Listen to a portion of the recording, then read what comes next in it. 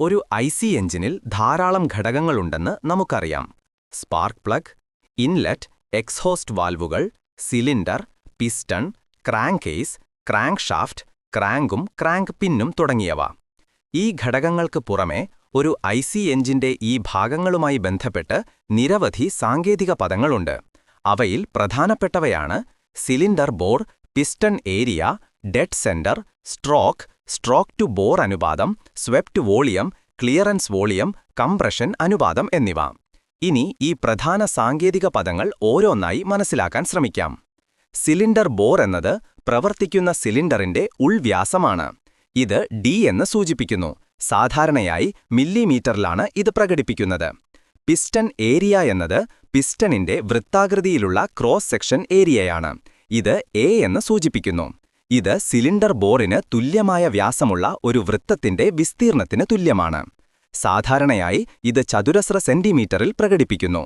Dead centre എന്നത് പിസ്റ്റണും അതിലേക്കു ബന്ധിപ്പിച്ചിട്ടുള്ള ഭാഗങ്ങളും പിസ്റ്റൺ അതിന്റെ ദിശ മാറ്റുന്ന നിമിഷത്തിലെ സ്ഥാനമാണ്.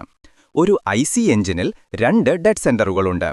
ടോപ്പ് ഡെഡ് സെന്റർ എന്നാൽ പിസ്റ്റണിന്റെ സ്ഥാനം ക്രാങ്ക് ഷാഫ്റ്റിൽ നിന്ന് ഏറ്റവും അകലെയായിരിക്കുമ്പോഴുള്ള ഡെഡ് സെന്ററാണ്.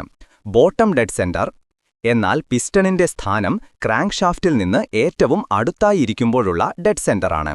സ്ട്രോക്ക് എന്നത് പ്രവർത്തിക്കുന്ന പിസ്റ്റൺ അതിന്റെ ദിശ മാറ്റുന്നതിനു മുമ്പ് സഞ്ചരിക്കുന്ന ദൂരമാണ്. ഇത് ബോട്ടം ഡെഡ് സെന്റർ മുതൽ ടോപ്പ് ഡെഡ് സെന്റർ വരെയുള്ള ദൂരത്തിന് തുല്യമാണ്. ഇത് എൽ എന്ന് സൂചിപ്പിക്കുന്നു.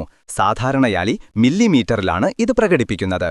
സ്ട്രോക്ക് ടു ബോർ അനുപാതം എന്നത് സ്ട്രോക്ക് നീളം എല്ലും ബോർ വ്യാസം ഡിയും തമ്മിലുള്ള അനുപാതമാണ്. ഐസി എഞ്ചിനുകളെ വർഗീകരിക്കാൻ ഉപയോഗിക്കുന്ന ഒരു പ്രധാന അളവുകോലാണിത്. അണ്ടർ സ്ക്വയർഡ് എഞ്ചിൻ എന്നാൽ ബോർ വ്യാസം സ്ട്രോക്ക് നീളത്തേക്കാൾ കുറവുള്ള എഞ്ചിനാണ്. സ്ക്വയർ എഞ്ചിൻ എന്നാൽ ബോർ വ്യാസം സ്ട്രോക്ക് നീളത്തിന് തുല്യമായ എഞ്ചിനാണ്. ഓവർ സ്ക്വയർഡ് എഞ്ചിൻ എന്നാൽ ബോർ വ്യാസം സ്ട്രോക്ക് നീളത്തേക്കാൾ കൂടുതലുള്ള എഞ്ചിനാണ്. സ്വെപ്റ്റ് വോളിയം എന്നത് പിസ്റ്റൺ ഒരു ഡെഡ് സെന്ററിൽ നിന്ന് മറ്റേ ഡെഡ് സെന്ററിലേക്ക് നീങ്ങുമ്പോൾ ഉൾക്കൊള്ളുന്ന വ്യാപ്തമാണ്. ഇത് ഡിസ്പ്ലേസ്മെന്റ് വോളിയം എന്നും അറിയപ്പെടുന്നു. വി എന്ന് സൂചിപ്പിക്കുന്നു. സ്വെപ്റ്റ് വോളിയം സാധാരണയായി ക്യൂബിക് സെന്റിമീറ്ററിൽ പ്രകടിപ്പിക്കുന്നു. ഗണിതശാസ്ത്രപരമായി ഇത് ഇങ്ങനെ പ്രകടിപ്പിക്കുന്നു. ക്ലിയറൻസ് വോളിയം എന്നത് പിസ്റ്റൺ ടോപ്പ് ഡെഡ് സെന്റർ സ്ഥാനത്തായിരിക്കുമ്പോൾ പിസ്റ്റണിന് മുകളിലുള്ള സിലിണ്ടറിന്റെ വ്യാപ്തമാണ്. ഇത് വി.സി എന്ന് സൂചിപ്പിക്കുന്നു. സാധാരണയായി ക്യൂബിക് സെന്റിമീറ്ററിൽ പ്രകടിപ്പിക്കുന്നു. സിലിണ്ടറിന്റെ ആകെ വ്യാപ്തം സ്വെപ്റ്റ് വോളിയത്തിന്റെയും ക്ലിയറൻസ് വോളിയത്തിന്റെയും ആകെ തുകയ്ക്ക് തുല്യമാണ്. ഇത് വി.ടി എന്ന് സൂചിപ്പിക്കുന്നു. ഇങ്ങനെ പ്രകടിപ്പിക്കുന്നു.